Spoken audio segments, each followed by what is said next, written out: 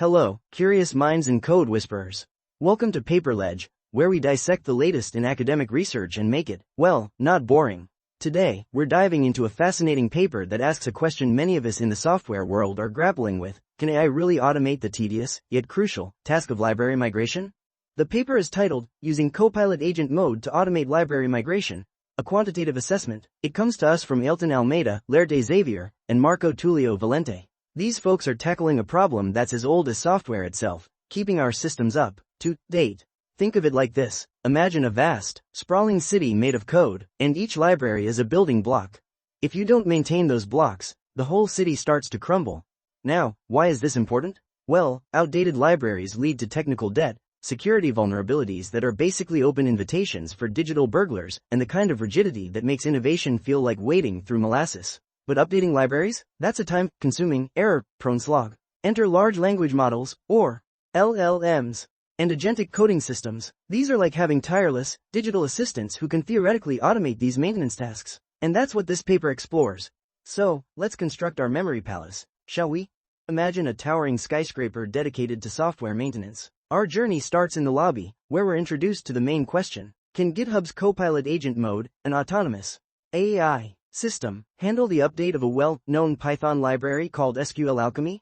SQLAlchemy, for those not in the know, is like the plumbing system connecting your Python applications to databases. It's widely used, and updating it can be a real headache. The authors used a dataset of 10 different client applications and set Copilot Agent Mode loose on them. Now, what did they find? Well, the researchers measured something they called migration coverage. Think of it as a percentage. How many API usage points were correctly updated by the AI? Did the AI get it right? Here's where things get really interesting. The results showed that the LLM agent was actually pretty good at migrating functionalities and API usages between SQLAlchemy versions. In fact, the median migration coverage was 100%. That's like getting a perfect score on a really boring exam.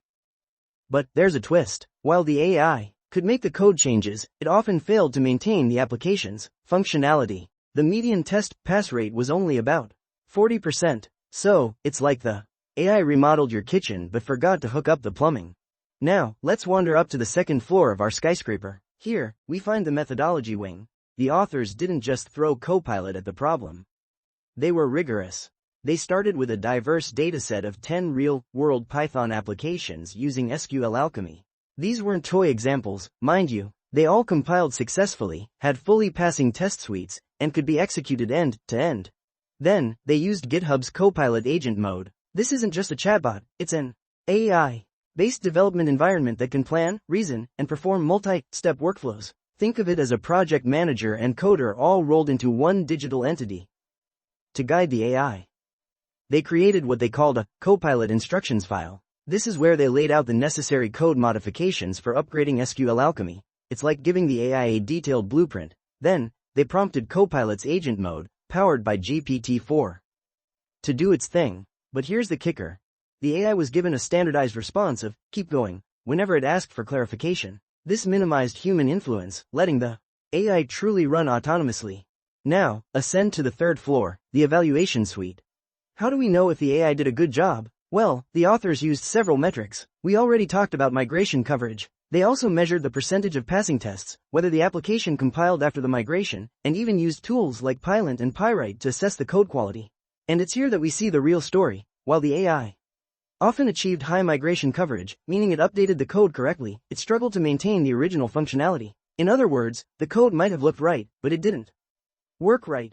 Look, the point is, this paper is a big deal. It shows that while AI has made impressive strides in automating software maintenance, it's not quite ready to take over the job completely.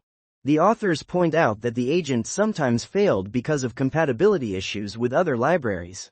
For example, in one case, the AI got stuck in a loop trying to resolve a conflict with the Casbin library. It's like the AI was trying to fit a square peg into a round hole over and over again. But it's not all doom and gloom. The study also found that in some cases, the AI actually improved the code quality, as measured by static analysis tools.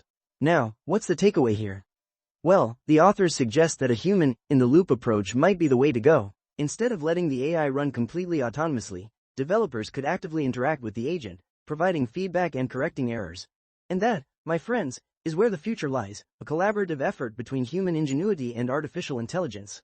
So, next time you're facing a daunting library migration, remember this paper. AI can be a powerful tool, but it's not a magic bullet. At least, not yet. Until next time, keep exploring, keep questioning, and keep those libraries up to date. This is Ernis, signing off.